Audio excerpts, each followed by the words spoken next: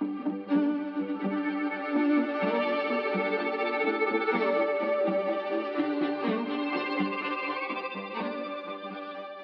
right, so today we're gonna dive into something pretty unsettling: the story of Lazlo Valentin, the man who created Professor Pyg's Pizza Ganza. A family fun place. Yeah, sort of spooky family fun, definitely intended for kids. And he was an inventor, an artist. He built this whole world, and yet, he ends up going down this dark path, and ultimately, he fuses himself with his own creation.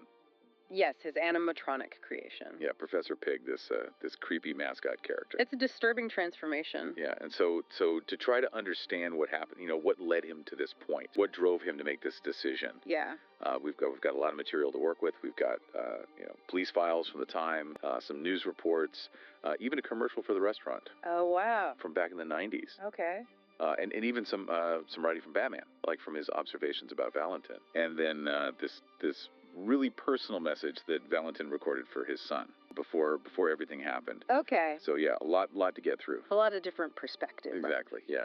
So let's start with this picture of Lazlo Valentin back in like the early 90s. The founder of this restaurant chain. Yeah.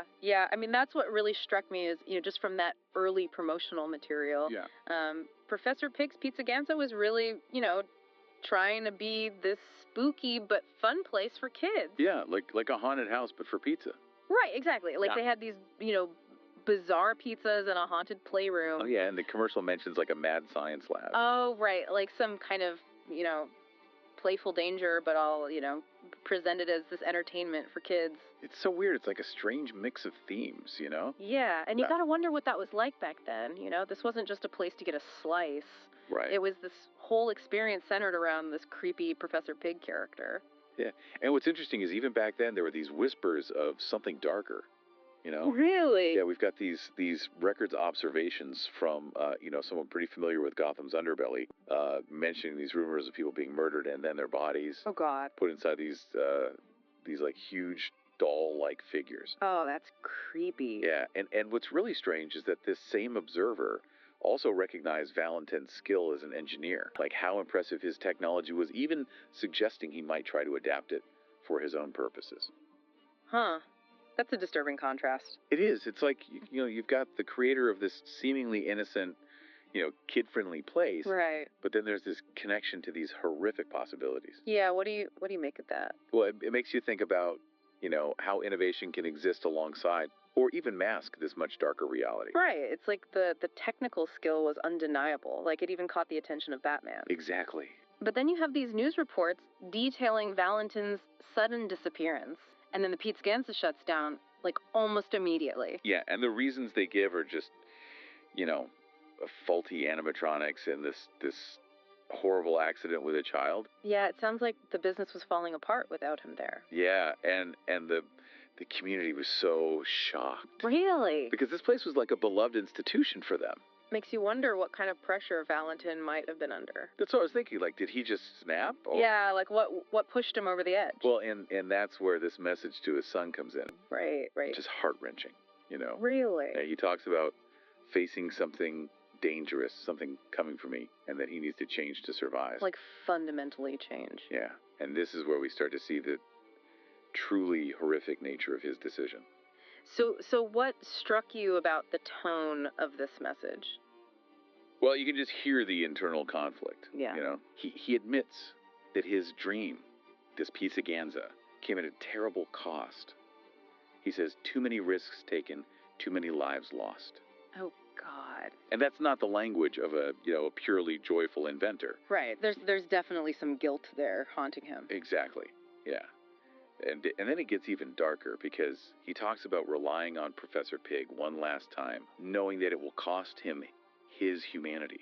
He says, I must become him. God, that's chilling. Yeah, to choose to give up your identity like that. Yeah. Your autonomy. It's profoundly disturbing. Yeah, it speaks to a level of fear that must have been all-consuming. And you know what makes it even more tragic? Is how it affects his relationship with his son. Right, William. Yeah, he promises to always watch over William, but in this transformed state, as something that William would probably be terrified of. Yeah, that's so messed up. There's this twisted sense of love there, Yeah. but it's completely overshadowed by his own selfishness. Right. He's putting his own survival above everything else. Yeah, and even this idea of him watching over William is so warped. Like, what kind of presence can he even have in his son's life after this? And then there's that part where it sounds like he's merging with the Professor Pyg animatronic. Oh, God, yeah. It's like this horrifying image of his body being consumed by this machine. It adds a whole other layer of horror to this. It really does. So what happened next? Well, the official records confirm that this transformation wasn't just metaphorical. Really? Yeah, Valentin literally fused himself with the animatronic. Oh, wow. To evade the authorities, it seems. So he really became Professor Pyg. He did. And this fusion gave him these terrifying abilities. Like what? Like enhanced strength, durability, a kind of functional immortality, and even greater intelligence. So this wasn't just a desperate act, it actually worked. It seems so, but the most chilling detail is that they found the bodies of other victims inside other animatronics. Oh my God. Yeah, so he wasn't just experimenting on himself. So this wasn't a one-time thing. No, and the records end with this warning to avoid Valentin at all costs. Right, so whatever he became, it's still out there. Yeah, and, even though this all happened back in the 90s, it's clear that it had a huge impact on everything that came after. So how do we see that playing out in the 2020s? Well, for one thing, Valentin's animatronic designs were acquired By you? by Carl Rossum, with the intention of selling them. Oh, God. So someone's actually trying to profit off of these creations. Yeah, and even though there was public opposition, it shows that there's still a market for this kind of thing. Right, like this darkness that Valentin embodied is still finding a way into the present. Yeah, and then there's the abandoned Pizza Ganza location. Oh, right. It's still standing. Really? Yeah, and the property taxes are being paid by some unknown entity. That's creepy. It's like this lingering presence, Yeah, like a ghost from the past.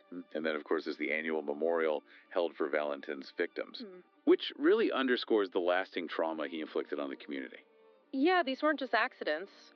People lost their lives, families were destroyed. Exactly. So what about Valentin himself? Well, that's the biggest mystery of all. Is he still out there? There have been these occasional sightings of a tattered Professor Pyg animatronic. Oh, wow. So he could still be alive. It's possible, and what makes it even more disturbing is that the authorities haven't been able to understand his notes on the fusion process. Golly. Yeah, they describe them as this bizarre mix of scientific equations and arcane symbols. Oh, God, that's unsettling. Like, it suggests he tapped into something beyond our comprehension. Yeah, it's a terrifying blend of technology and something else entirely. So when we look back at Valentin's choice, this desperate act of merging with the machine, driven by this unknown fear and this twisted desire to survive, it's a truly horrific example of what happens when someone sacrifices their identity. Yeah, and while the specifics of fusing with a machine are unique, that underlying desperation, the need to become someone or something else to escape a threat, that's something that resonates across time. Absolutely, and the most tragic part of it all is the impact it had on his relationship with William. His choice to prioritize his own survival and this warped idea of watching over his son, it effectively destroyed any real connection they had. He chose this grotesque form of self-preservation over the love and trust of his own son. And that kind of self-absorption where personal fear outweighs even the closest bonds, that's a tragedy that's sadly timeless. It is. So I guess the question is, what is the true cost of survival when it means erasing your identity and severing the bonds of love? Yeah, what kind of pressures could drive someone to that point? Like, what unseen forces were at play in Valentin's life that led him to such a horrifying extreme? And are there echoes of those pressures today? Right. Are there people making similar sacrifices, maybe not as literal, but equally damaging? Yeah, and what does it even mean to watch over someone when you're no longer yourself? When you've become something monstrous. Exactly. That's a chilling thought. It really is. Yeah. Well, that's going to have to do it for us today. Until next time. See ya. Bye. Bye.